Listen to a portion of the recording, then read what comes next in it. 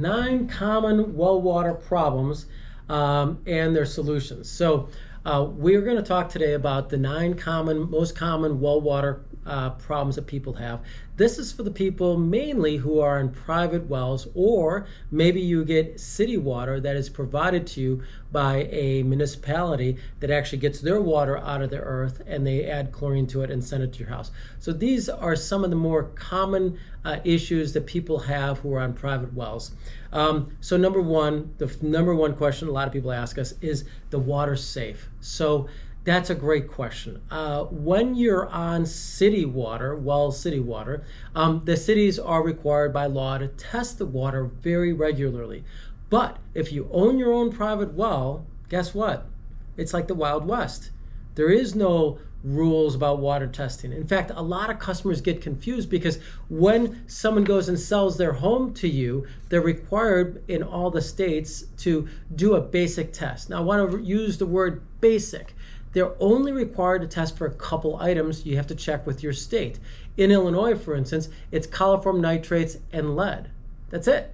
Now, there's about 70 different things that the EPA checks city water for, city even well water for, but yet when they go to transact a house from one person to the other, they're just checking for 3. Now, these 3 things can make you violently sick really quick, and so you need to understand that there is an EPA document out there that actually the EPA recommends that you, on a private well, do the same testing that the EPA requires cities to do. And you should do that, and that's how you would know whether or not it's safe. You should probably do that every 2 years at a minimum, and every few months, actually, the state of Illinois and most Department of Public Health say that you should test for coliform and nitrates about every 3 months. And that's because aquifers change with the season. So there's 4 seasons, 4 times a year, that technically it's healthy or worthwhile for you to check to see whether or not you have coliform or nitrates in your water. And then every 2 years, test for those more scary long-term contaminants. Now, you have to remember that these 3 that the states normally require, they can make you immediately ill, right? If you're an infant or you're elderly, coliform can make you super sick and you'll be in the hospital, and oh my God, you could, if you're underweight or really old, yes, you could actually die from it. Or if your health condition is very poor, yes, it can actually cause some major issues. So that's why those 3 things are recommended to be tested about 4 times a year. Now, other things like radium and pesticides, herbicides, arsenic, these things you should test for as well about every year to every 2 years. So now it's very important that you understand that. That's how you'll know whether or not your water is safe. And that's important for you if you live on a private well. The second big question that people ask us is, hey, I have white film in my water. What's that from? Okay, white film is pretty simple. Again, we have an aquifer, which is underneath the Earth's crust. So what's under there is a bunch of rock. So because the water sits in that layer of bedrock, it takes on the characteristic of that bedrock. So as you as a city or as a private well owner, you pull that water up and out of the earth, you're taking not only the water, you're taking on what it came in contact with, which is this rock. So that white film is treatable with a good quality water softener. Now, there are some high-end RO systems that will also remove the rock.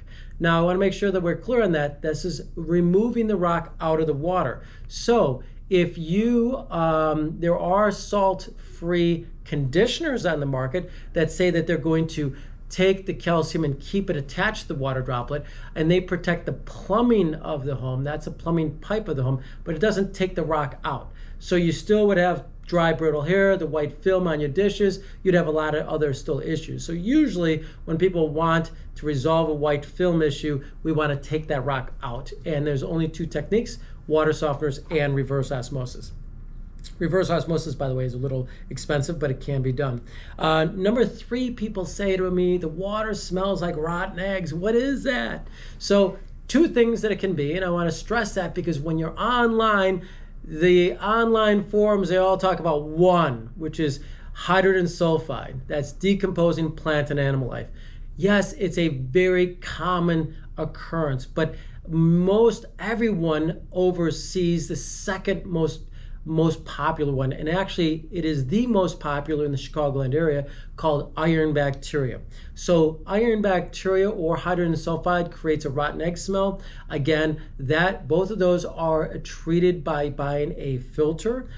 You can sometimes chlorinate a well, but it's a temporary fix. So again, if you're going to be selling the home in the next month or two, maybe within a year, then you can shock chlorinate your well.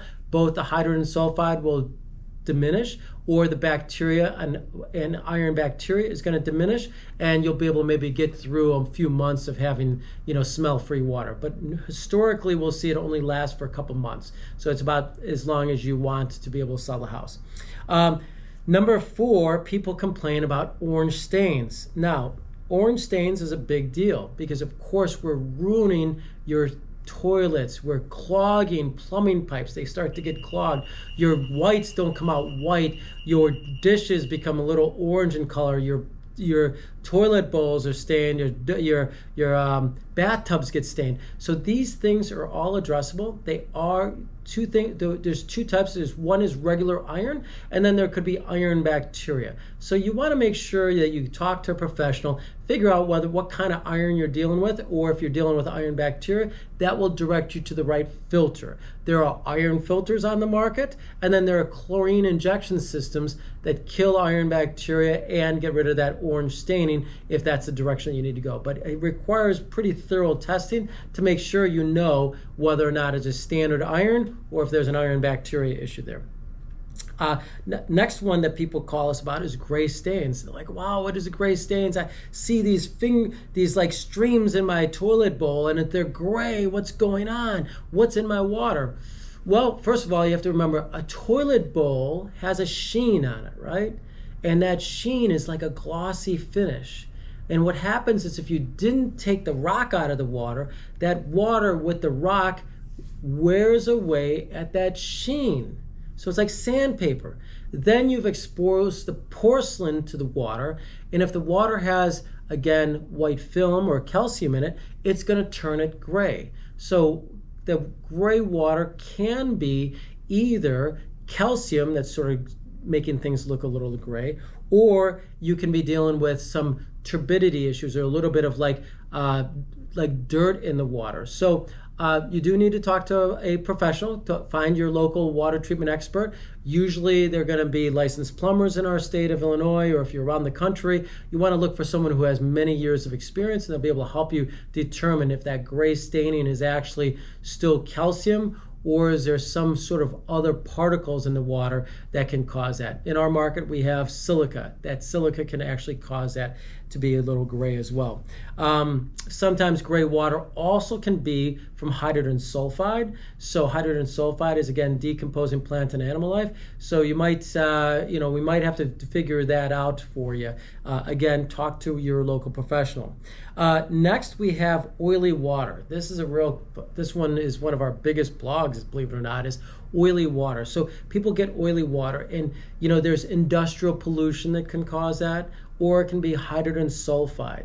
So both of those can create like an oily sheen on water. And if you get a glass of water and you look at it, you're like, what is that going on there? You want to do some water testing to understand what exactly is causing that. But a whole house filter can absorb either the petroleum side of that or the hydrogen sulfide side of that.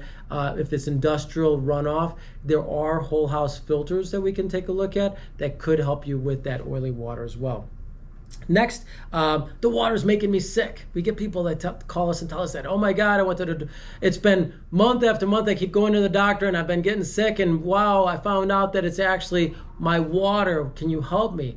Most of the time when people call us with that, it's because of coliform in the water. That's, again, sometimes first of all, we want to have the well inspected by a licensed well driller to make sure that the well casing isn't cracked, or the top of the case or the lid of the well isn't broken and animal feces or bugs haven't crawled in, died, and is contaminating your well. So we want to first and foremost check for that. If that's all intact, then we want to be able to apply the right filter to be able to make sure that we make you healthy again. There are filters that you can, of course, purchase, whether it's a whole house chlorinator or a reverse osmosis system. It all depends on what exactly sickness you're getting from the water. Again, there are filters that are going to be able to address that. Next question people ask us is blue-green water. Like, oh my God, I got blue-green staining on my toilets. It's on my fixtures. What's causing that? Well, blue-green is usually a pH issue. Usually it means your water is a little acidic. So copper pipes start turning color.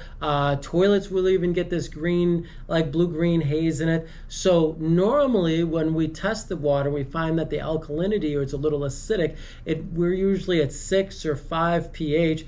It means that we need to be able to raise that up. There are products on the market that can help raise the pH if that's an issue with you. First, you need to, again, talk to a professional, test it, make sure that it is acidic. If it is, there's a product on the market called Nutri-7, which is basically soda ash that you can add to the water and inject into the water, and it can help raise the alkalinity of the water so that it's back to 7.5, where then that wouldn't take place. So that is a possible solution. Lastly, we have people talk about cloudy water. They're like, my water's cloudy, why is that? Well, the number one reason is usually turbidity. Turbidity is, again, sort of like particles that just get into the water. So it could be silica, it could be a variety of things, clay, dirt, and a whole bunch of other stuff. So there's a lot of these things that can actually get in the water and cause it to be cloudy, and sometimes it even settles out. In fact, we've even had cases where there is people who have methane in the water. It looks, they fill up a glass, it's like, oh my God, it's all gray, and then all of a sudden the bubbles settle out. So there's a lot of different things that can cause that. When it comes to cloudy water, usually the solution is a whole house filter. Carbon usually is the number one product we'll use, along with a product called Green Sand Plus is a possibility. We have a filter ag that we use. These are just to take out some of the more larger particles that are visible to the eye. So again, that's for cloudy water. What we've done here is we just went through these 9 different things that a lot of people call us about. We had a question from a Tom who asked us specifically about the water making him sick. So Tom, I hope that helped you out with your question. If you have further questions, you can visit us at angelwater.com, or you can call us at 847-382-7800. I hope you guys liked this video. If you did, please press subscribe. Please share this with your friends if they live on a private well, because again, we're specifically talking about some of the things that almost everyone calls and complains about when they live on their own private well. Again, I'm Drew. If you have any questions, give us a shout.